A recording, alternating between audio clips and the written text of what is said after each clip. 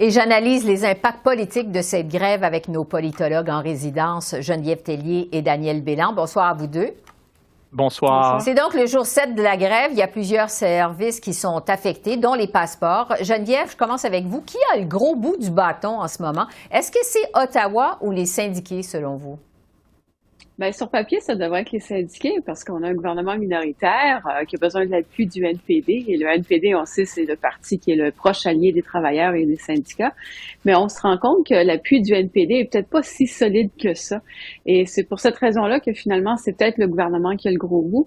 Je dis ça parce que M. Singh a refusé de dire qu'il allait défaire le gouvernement si, par exemple, le gouvernement utilisait une loi de retour au travail. Ce qui est assez surprenant parce qu'on aurait cru que ça aurait été vraiment une condition suffisante pour laisser tomber l'entente entre les deux parties. C'est pas le cas. On se rend compte aussi que les syndicats sont un peu dans la précipitation depuis quelques jours, demandent de plus en plus un règlement immédiat. C'est peut-être aussi en raison du faible taux de participation des employés au vote de grève. Alors, on sait qu'à peu près un tiers des employés ont voté pour la grève et ça fait peut-être aussi fragiliser un peu le syndicat. Donc, dans les faits, le syndicat est plus fragile que ce qui devrait l'être sur papier, je vous dirais. Oui. Daniel, le ton a monté dans les derniers jours. On l'a vu, le syndicat a tenté à traiter la présidente du Conseil du Trésor d'incompétente. Est-ce que vous pensez que l'opinion publique est avec les grévistes ou avec le gouvernement? Ben, c'est mitigé. Un sondage Angus Street, on aurait eu les résultats à la fin de la semaine dernière et bon, ça montre que oui, il y a plus de gens qui soutiennent les demandes des grévistes qu'il y en a qui s'y opposent, mais en même temps, le public est divisé. C'est sûr qu'il y a plus de sympathisants du NPD qui sont derrière le syndicat. Beaucoup de conservateurs s'opposent aux demandes syndicales. Les libéraux sont plus en faveur des grévistes que contre, mais ça reste quand même plus mitigé. Je pense que le gouvernement va suivre les sondages très attentivement pour voir l'évolution de l'opinion publique et aussi ils doivent tenir compte de ce qui s'est passé, par exemple, en Ontario l'automne dernier avec Doug Ford dans le secteur de l'éducation où, il a perdu la face. Alors, ils doivent être, je pense, prudents quand on parle d'opinion publique. Ça conclut sur la grève. Je veux vous amener sur le don chinois à la Fondation Trudeau. Maintenant, la vérificatrice générale a fait savoir qu'elle ne va pas faire enquête, comme le demandait l'opposition. Le premier ministre répète qu'il y a une séparation complète entre lui et la Fondation, et ce depuis 2013. Mais la presse a révélé en début de semaine qu'il y avait eu une table ronde organisée par le Conseil privé et la Fondation en 2016, dans le même édifice que le bureau de Justin Trudeau. Geneviève, est-ce qu'on va finir par tourner la page sur cette affaire ou si ça va encore suivre Justin Trudeau? Ça va le suivre parce que ça va être un sujet qui va revenir périodiquement. Alors, même s'il n'y a plus de nouvelles informations qui coulent ou qu'on apprend, à la prochaine élection, on va en parler comme on avait fait ça aux élections précédentes avec son voyage chez l'Agacan, par exemple. Alors, c'est des choses qu'on va retenir à propos de M. Trudeau, sa probité, son éthique de travail, est-ce qu'il dit toute la vérité? Et ça va vraiment le marquer. Alors, ça va être une arme que les partis d'opposition vont utiliser.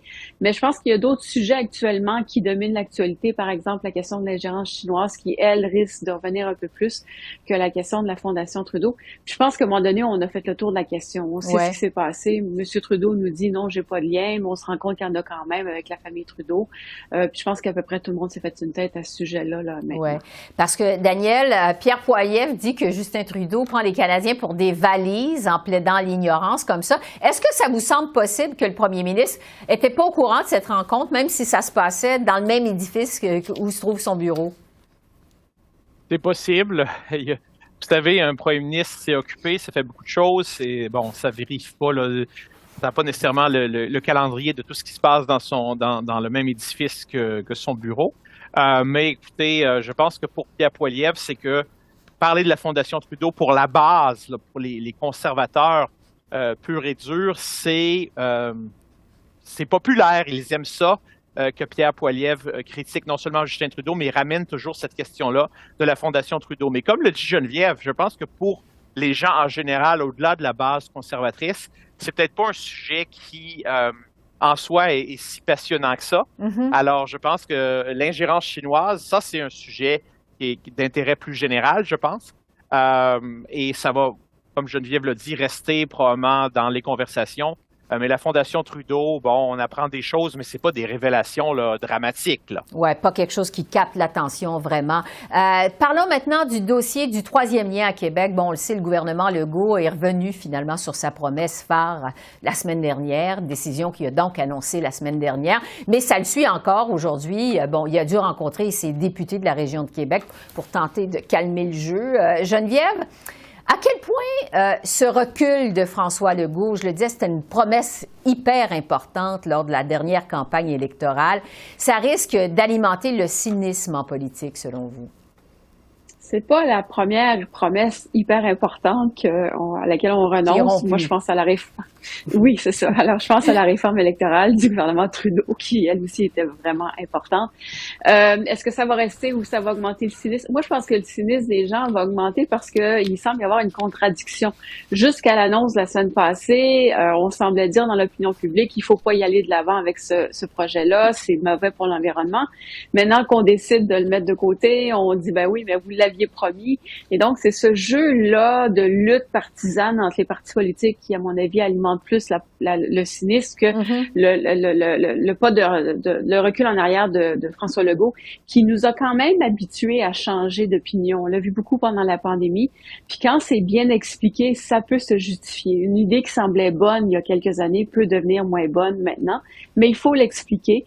Il semblerait que M. Legault l'a expliqué ce matin à ses députés, puis ça a plutôt passé le test.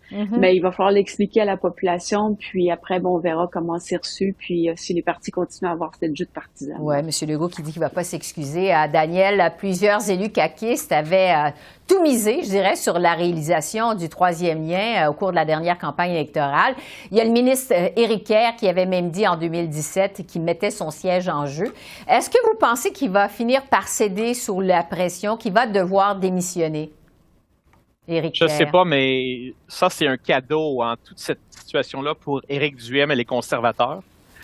Mais je pense que, justement, parce que Duhem et les conservateurs n'ont pas remporté de siège lors de la dernière élection provinciale, ça donne les coups des franches à François Legault et à son gouvernement pour faire ce qu'il voulait faire, c'est-à-dire, bon, c'est pas l'abandon total du troisième lien, mais l'abandon du versant voiture.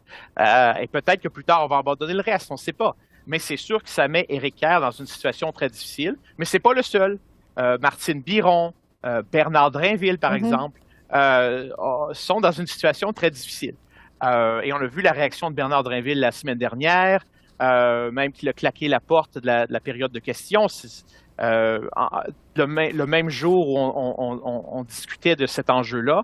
Donc, je pense que oui, c'est difficile parce qu'ils reçoivent beaucoup de critiques, hein, ces députés-là, de gens de leur circonscription. Et dans le cas d'Éric Kerr, on sait qu'il a reçu aussi des menaces, semble-t-il. Oui, on a appris ça aujourd'hui. Donc, c'est un enjeu qui soulève les passions, mais c'est vraiment, pas au Québec en général, oui, les gens en parlent partout au Québec, mais c'est surtout un enjeu qui est local. Ouais. Et là, c'est là où les passions sont les plus exacerbées. C'est là où c'est le plus difficile pour les ministres qui sont directement affectés par cette décision-là.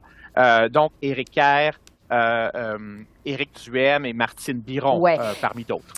Et l'affaire du troisième lien a eu des échos jusqu'à Ottawa. Pierre Poilievre a prévenu le premier ministre Legault qu'un gouvernement conservateur mettrait pas d'argent dans un projet qui exclut les automobilistes. Geneviève, jusqu'à quel point ça pourrait créer des tensions entre messieurs Legault et Poilievre, ça?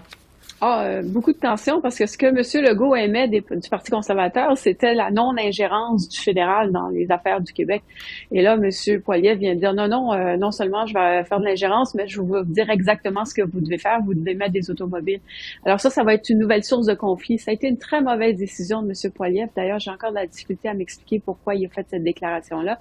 Mais c'est mal connaître ce que M. Legault fait. Alors, il va falloir qu'il fasse attention, M. Poilievre, pour la suite des choses parce que ça passera pas auprès de M. Legault, très certainement.